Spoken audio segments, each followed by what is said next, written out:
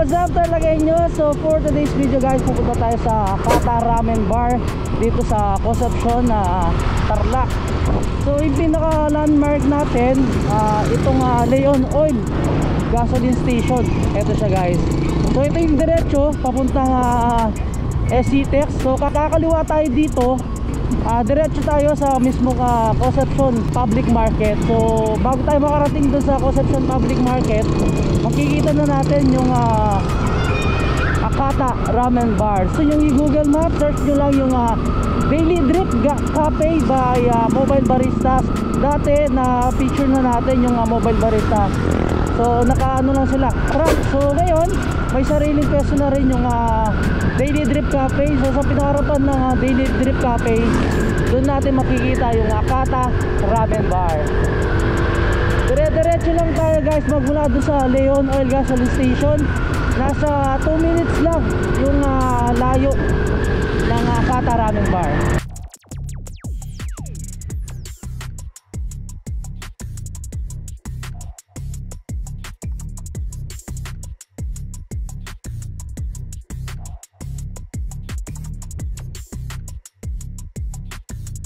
Yan na, tarlagay nyo, sinulit ko yung Akata Ramen Bar is nasa right side siya kung papunta kayo sa Concepcion Public Market.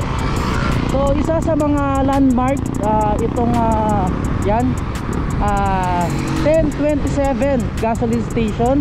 So kapag andito na kayo, bago kayo makarating ng Walter Mart Concepcion, makikita nyo na sa right side tong Daily Drip Cafe. And sa pinakaharapan ng Daily Drip Cafe guys, andito na yung Akata Ramen Bar. Ayan siya. What's up talaga guys? My name is Alvin Bautista of Explore Tarlac. So for today's video guys, andito tayo sa Akata Ramen Bar dito sa Barangay Alfonso, Concepcion, Tarlac. Makikita nyo itong Akata Ramen Bar along the highway lang siya guys bago kayo makarating dito sa may Alfonso Cemetery at saka sa may Walter Mart. So open si Akata Ramen Bar ng 5 PM to 9 PM. So daily siya nagbubukas guys. Kung gusto nyo siyang bisitahin, punta lang kayo dito sa may highway. Sa pinakalikod ni Akata Ramen Bar guys, makikita natin dyan si Daily Drip Cafes by Mobile Cafe. I-check natin yung pinaka-area ng Akata Ramen Bar at ng Daily Drip Cafe dito sa Concepcion, Tarlac. Sa may side ng Akata Ramen Bar, so may tables and chairs sila dyan na kung saan pwede kayo magpwesto. And then sabi ko nga kanina, sa pinakalikod ng Akata Ramen Bar, makikita nyo yung Daily Drip Cafe. So si Daily Drip Cafe nag-open siya daily 10 AM to 9 PM. So ito, sa pinakalabas may dalawang tables and chairs din. And then ito yung pinakaloob niya guys. So may isang tables and chairs sa loob, yan. May mga high chairs dito sa side. So life begins after coffee. So dito yung mga ino-offer nila, ayan. So crave in a box. Dati halos coffee lang sila, ngayon may mga ino-offer na silang mga yan, may mga milk tea, premium milk tea. So ayan, meron na silang twins burger, cheeseburger, yan, flavored fries, beef nachos, corn dog, pepperoni pizza, combination pizza, tapos may mga waffle.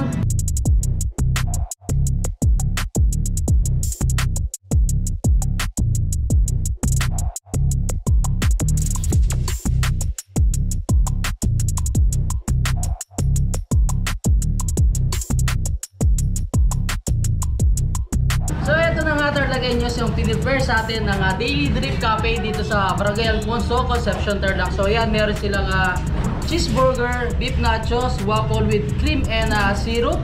And then kung marami kayo pumunta dito magbabarkada, so may in-offer silang crave in a box. So ito siya guys. So sa laman ng crave in a box nila, meron silang corn dog bites, and then syempre chicken poppers, french fries, cheese sticks, and then yung beef quesadillas nila with mayonnaise, dip, and ketchup. And then ito nga, yung mga na-cover na natin before. So dati, itong Daily Drip Cafe is ano pa lang siya, parang food truck. So nakapeso siya dito sa may highway ng Concepcion. So palipat-lipat sila ng pwesto. So ngayon, nag-decide yung owner si Ma'am Queenie, yan, manap na sila ng pwesto. So ito na nga, yung Daily Drip Cafe by Mobile Barista Cafe. So ito yung mga non-coffee base nila. So yung pinaka-base nila is milk. So meron silang blueberry, strawberry. So mga coffee base naman nila, caramel macchiato, latte, and then syempre itong mocha mudslide. Itong dalawa naman, ito yung kanilang milk tea. So meron silang chocolate and matcha. Una natin titikman talaga nyo itong kanilang cheeseburger. So ayan. And then of course meron siyang french fries. Yes. Kaya yung pinaka-patty niya.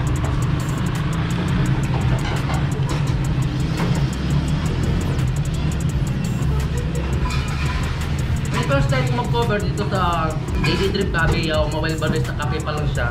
So ito yung favorite drinks ko sa kanila. Itong blueberry, and then yung pinaka-base niya is milk.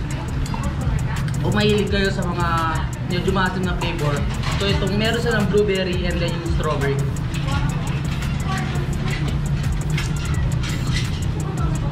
Tapos natin titikman itong pinaka-beef nachos nila. After pa lang natin i-review itong sa Daily Drip Cafe. So later, i-review naman natin yung mga ramen ng Akata Ramen Bar.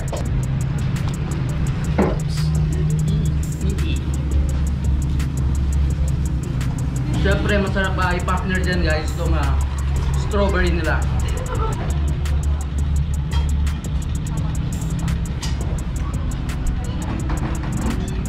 Next natin titikman guys itong waffle with cream and syrup.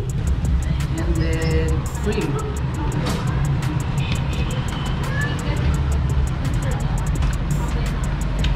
Masarap na mga i-partner sa mismong waffle nila itong mga coffee base. So meron tayong caramel macchiato, latte, and then syempre yung mocha mudslide. So tikman na natin itong caramel macchiato. Isa rin ito sa mga nagustuhan ko dati kay Mobile Barista Cafe. So ngayon Daily Drip.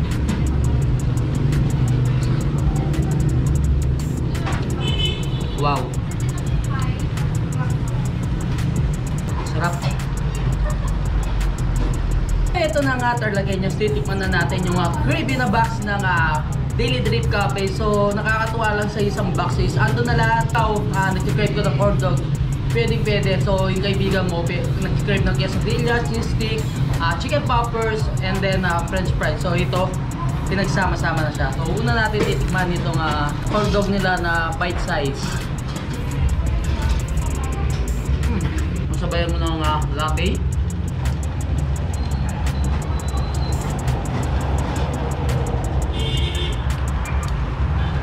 This guy.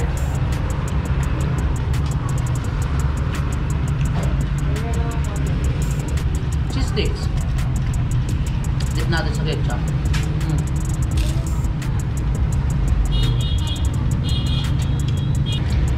French fries. So ito naman isa sa mga coffee base nila. Itong mocha mudslide ng Daily Drip Cafe. So ayan siya guys. Hindi siya frap, bali coffee base pa rin siya. May whipped cream lang sa pinakataas. Chicken poppers. Mas prepared ko nga dinidip sa ketchup guys.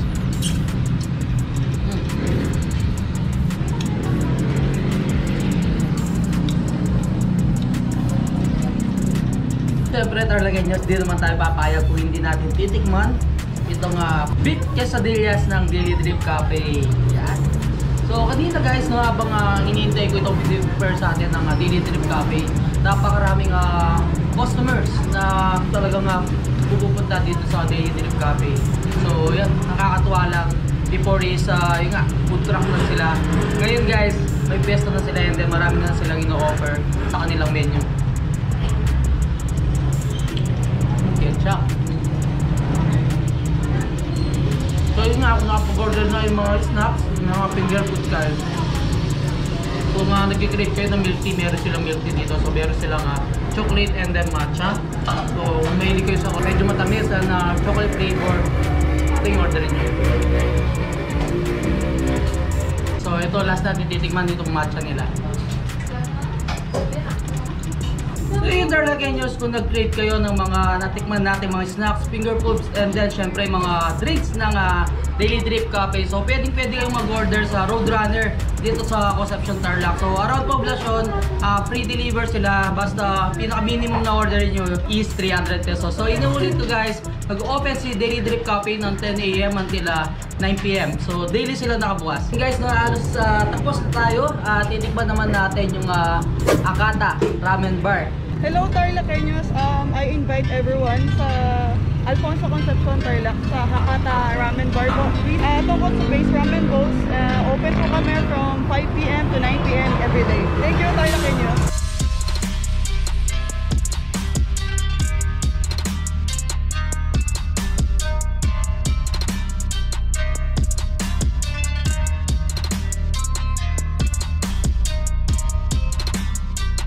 Eto na nga Tarlaceños, titikman naman natin itong mga ramen ng Akata Ramen Bar. So yun ma'am, bakit Akata Ramen Bar yung name? Bali, Akata kasi yung ramen brand po namin sir is Tonkotsu broth, which is originated in Hakata, Japan. Fukuoka po sa Japan. Fukuoka. So mismo yung pangalan na Akata is place sa Japan. Mayroon kayong Tonkotsu Ramen, Midori Ramen, and then Aka Ramen. Dalawa silang size. So may snack size and then yung regular. So yung magpa-adults Tarlaceños, syempre pwede. So meron silang pork chasu, tamago, kikurage, and then syempre meron silang nori.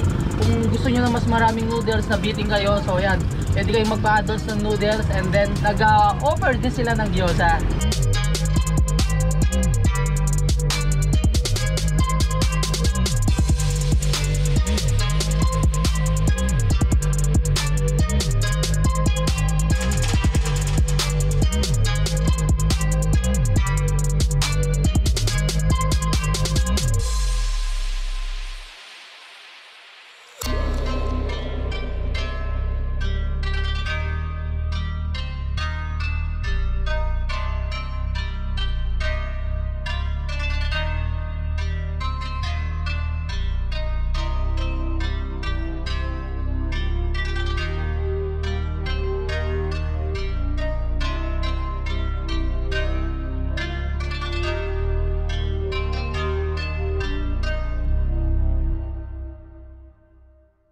So ito na nga Tarlaceños, yung piniprefer na ramen sa atin ng Akata Ramen Bar. So dito pa rin yan sa tapat ng Daily Drip Cafe dito sa Barangay Alfonso, Concepcion sa Tarlac. So bago natin tingnan to, gusto ko muna nga. So yan ma'am Queenie, congratulations kasi dati nga mobile cafe pa lang siya. Naka food truck sila. So paiba-iba kayo ng ano no ma'am, pesto. So ngayon may sariling pesto ng Daily Drip Cafe, and then ito nga yung bagong bukas ni ma'am Queenie, ito nga Akata Ramen Bar. So kung nag-crave kayo ng mga ramen guys, punta na kayo dito sa Concepcion Tarlac. Ayan, may tatlong flavor sila. Ito nga Tonkotsu Ramen, and then yung Midori Ramen, and then Aka Ramen. Sa Tonkotsu nyo, anong pagkakaiba nyo dito sa tatlo? Bali yung base sir ng Tonkotsu na original, yung mismo yung soup niya, yung base niya yung Tonkotsu. Yun na yung pinaka-broth niya. Yes sir. And then sa ano ma'am, ito? Sa Midori. sir, yung soup niya, use siya ng pesto basil, parmesan cheese, tapos yung meat niya is chashu, and then may added siya ng bacon sa parmesan. So kung gusto nila medyo cheesy flavor na ano, kasi may parmesan cheese siya. So ito ma'am, yung Aka Ramen. Yan sir, yung spicy natin na version, which has chili oil, may chili flakes din, and then yung spicy miso ground pork niya, with syempre chashu pa rin. Yun, kagandahan niya guys. Ito yung pinagmamalaki ng Akata Ramen Bar. So itong pork chasu nila. So and then yung noodles nila is authentic. So may pinagkukuhanan nga sila Ma'am Queenie o yung Akata Ramen Bar. So Japanese yung gumagawa ng noodles. So siguradong authentic yung pinakalasa. And pagkakaiba ng Aka Ramen sa dalawa, so kung mahilig kayo sa spicy, ito yung orderin nyo, itong Aka Ramen. Tikman na natin guys itong kanilang Tonkotsu Ramen. So yan, meron siyang pork chasu, kikurage, mushroom, syempre yung Naruto, ayan. May nori siya, vegetable leeks, and then yung tamago nila. So ito yung tamago guys, yung egg ng Japanese. So ito yung authentic noodles nila.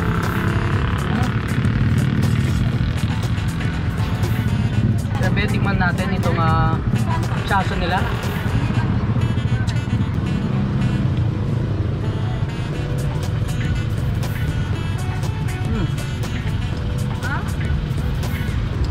sabaw.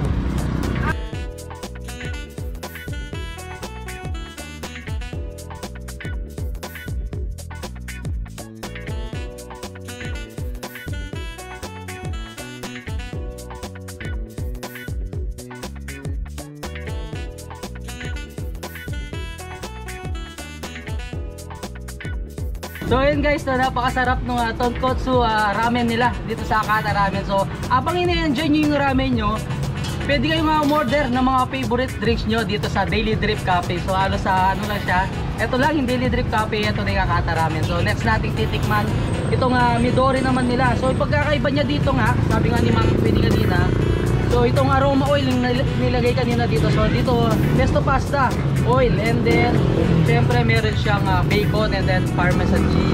Ano muna natin para maglasa yung parmesan cheese. Ang sarap guys nung pork chaso nila. So kainin ko muna to.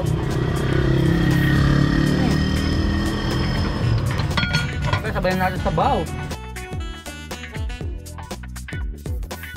Ang din lasa ng pesto pasta, no ma'am. Pero kung gusto nyo yung original lasa ng tonkotsu broth, ito orderin nyo guys, ito nga tonkotsu nila. And by the way, yung sizes nga nila, bakit ko niya, so may snack size sila and the regular size. Ito nga pinipare sa atin ng Hakata Ramen is regular size. So yung price ma'am, nag-start 99 pesos lang. Tapos makakatiim na kayong ganito kasarap na ramen guys.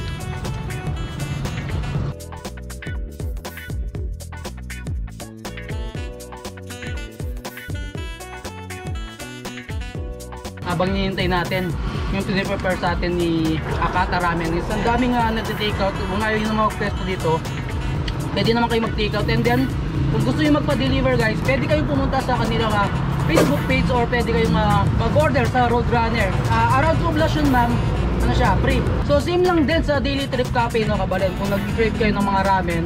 So minimum 300 pesos. So free delivery na siya dito around poblasyon ng Concepcion, Tarlac. Tikman na natin yung ramen nila. Sabi ko nga kanina, favorite ko yung spicy flavor. So halo muna natin siya.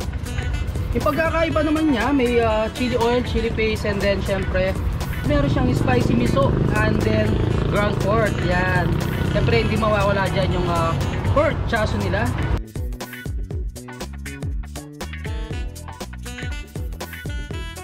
Yung pinaka broth ng tonkotsu is almost 2 to 3 hours.